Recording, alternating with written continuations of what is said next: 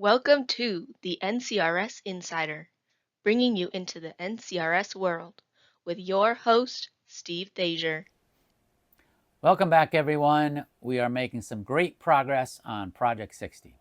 So today we're going to talk about the front suspension and steering systems.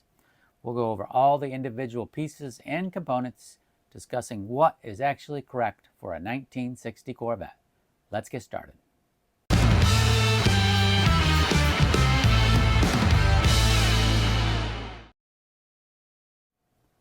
We will start with the control arms, which there's two of on each side. They are painted a semi-gloss black. The upper control arms are much smaller than the rear. They have two openings in the back for attachment to the shock tower, and they attach to the steering knuckle in the front. So on the shock tower, in the very front, there is a rubber bumper for the bottom of the control arm to hit. And then there are two studs on the sides. Before the control arm goes on, there is a rubber seal that goes over each of the studs. And then the rear of the control arm just goes over each of those. It does have to get spread a little bit for those to pop on. And then there is a very large nut that will screw onto that stud. Now, these nuts actually do have a thread not only on the inside, but kind of a very fine thread on the outside as well. So it's screwing not only into the stud, but also into the control arm. I'm not sure if these nuts are actually supposed to be natural or painted. I've seen them kind of both ways, so I'm not sure which is correct. They do have a stamping on the very outside that says GM, and they also have a grease fitting on the end as well. The bottom control arm has a little bit more to it. Welded to the bottom side is a bracket that would accept the sway bar linkage, and there's also a shock mount that actually bolts to a stud in the control arm. Ours is actually broken, and it has been spot welded into place.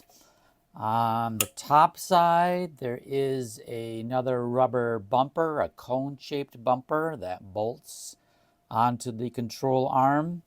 And then in the rear, we have the control arm shaft, which attaches with similar large nuts on each end that have the GM logo. And I didn't mention they also have a square box stamped into the side, and then again a grease fitting as well.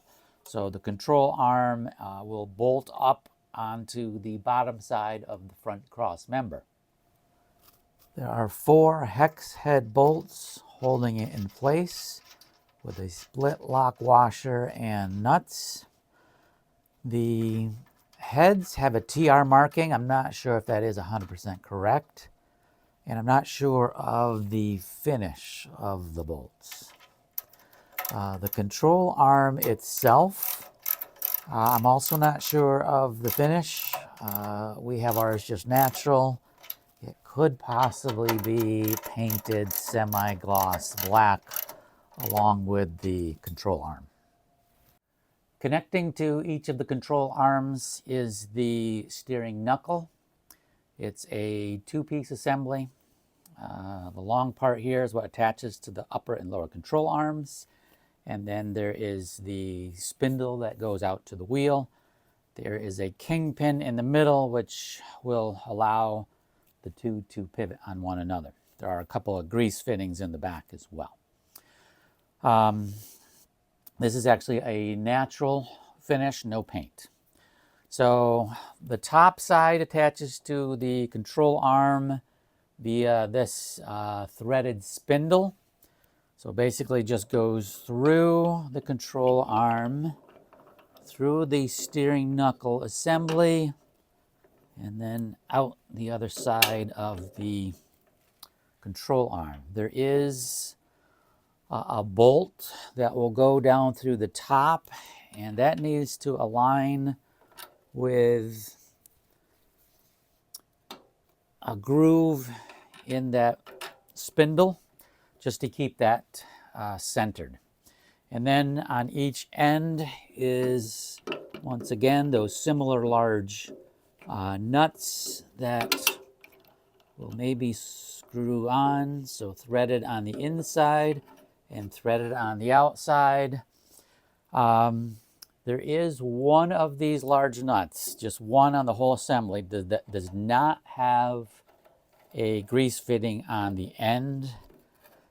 I believe it's typically falling on the front side of this assembly, although I can't guarantee that.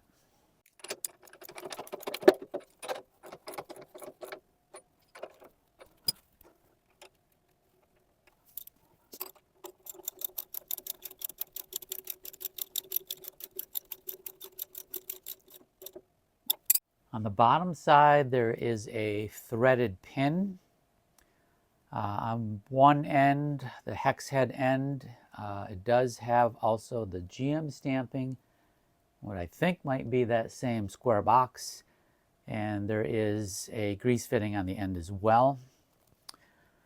So this actually threads in not only to the control arm itself, but the steering knuckle. So it's a long process to get this threaded in. Air tools are very useful for this, but unfortunately I don't have a compressor in this room, so we're going to do a lot of cranking right now to get this threaded all the way through.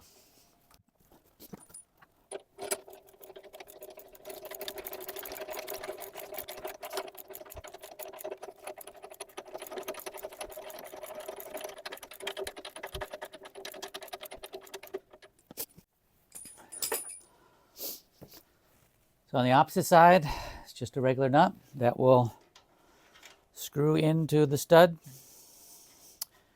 And we are complete with the installation of our steering knuckle.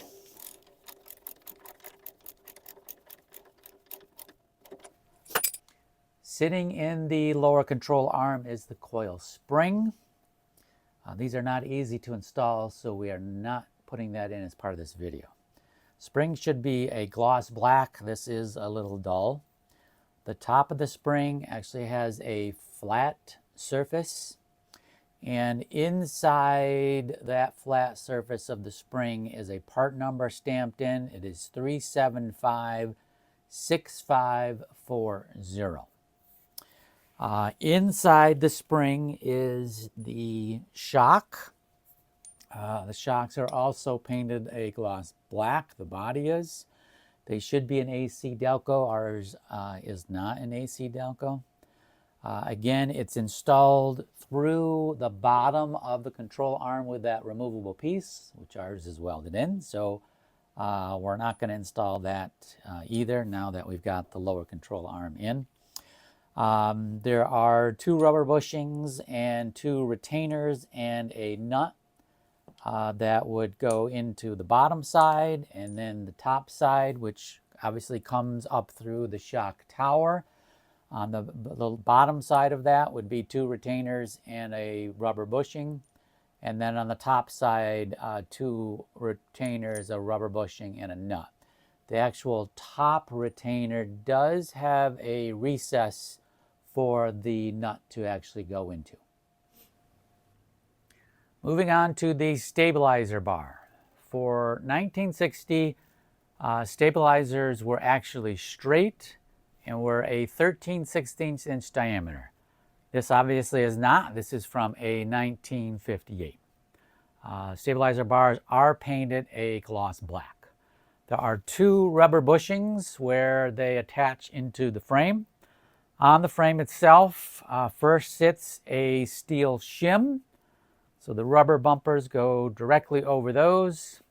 And then there is a U-bracket that will go over that and align with holes in the frame, which bolts go into. We do not have the correct bolts, so we won't go over that.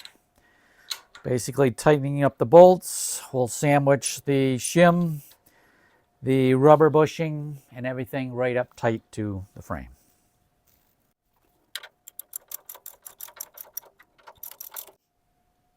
At the end of the stabilizer bar is the linkage.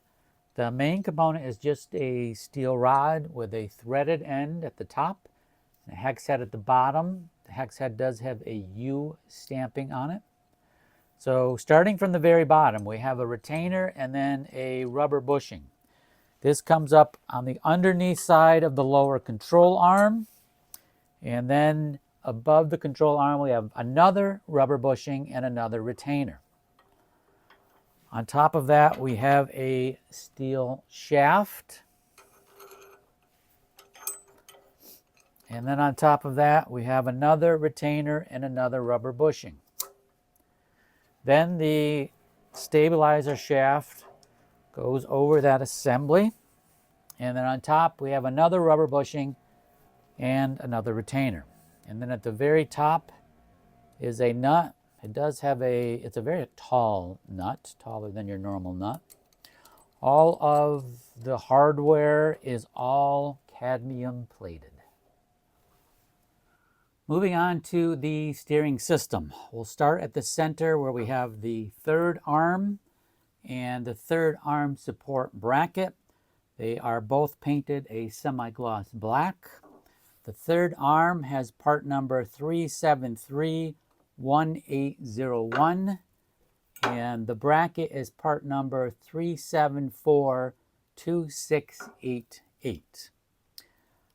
They are attached by a stud that comes out of the third arm, goes through the bracket, and then there's a very large nut at the end. It is supposed to have a cotter pin. We do have some issues with this unit. Something stripped, so I can't get the castellated nut in any further, and the bracket is bent, so it's actually really hard to pivot this. So we do have some work to figure out how we can get this working properly. Basically, it runs underneath the front cross member and attaches with 4 bolts, 2 in the back flange and then 2 in the front flange. So bolts go down through and screw into the support bracket. The bolts are supposed to be a cadmium finish, and there is a lock washer as well underneath each bolt. On the wheel side, we have the steering arm. It is a natural finish. We have part number 3733452, although I am not 100% certain if that is indeed correct. The steering arm connects to the steering knuckle with 2 hex head bolts that are cadmium plated. Actually, on the outside is the backing plate. We just put a couple washers there for now. And then on the inside, we have a lock washer and a blackened castellated nut. And then there is a cotter pin that goes through the nut and the bolt. Next up is the tie rods. So tie rods consist of a long tube with tie rod ends that thread into the tube for adjustment purposes. The tube and the tie rod ends are a natural finish. The tie rod ends are held in place by a black phosphate bracket, bolt, lock washer, and nut. So the tie rod ends will go up into the third arm and up into the steering arm and are held in place with a castellated nut and a cotter pin. Once installed, there is a fitting each tie rod. So for the right hand side tie rod, the fitting should be facing rearward, slightly to the right. And then on the right side, it should be facing forward and slightly to the left. Steering boxes are a cast iron. They are either a natural finish or painted semi-gloss black. There is a part number 5666151 that is cast into the body.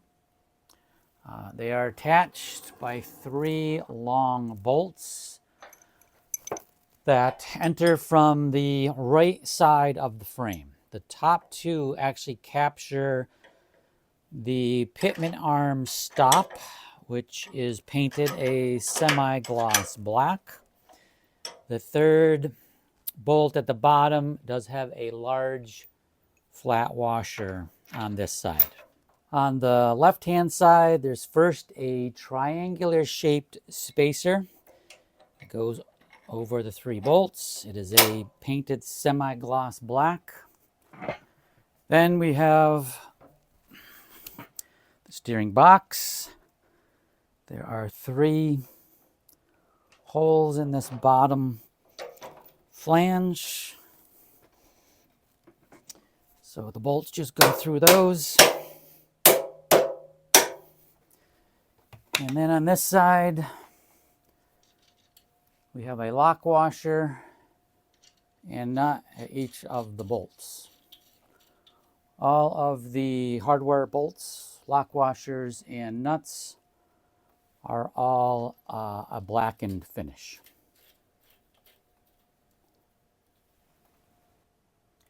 The pitman arm attaches to the spindle coming out of the right side of the steering box. Pitman arms are actually dipped in a semi-gloss black paint. So the end is actually not painted. However, I have the wrong end not painted. It's the portion that attaches to the gearbox that should not have paint within a couple inches of the end. So it just basically goes on the splines of the gearbox. Got to align it correctly. And there is a washer. This is not the correct washer. And a nut that will hold it into place.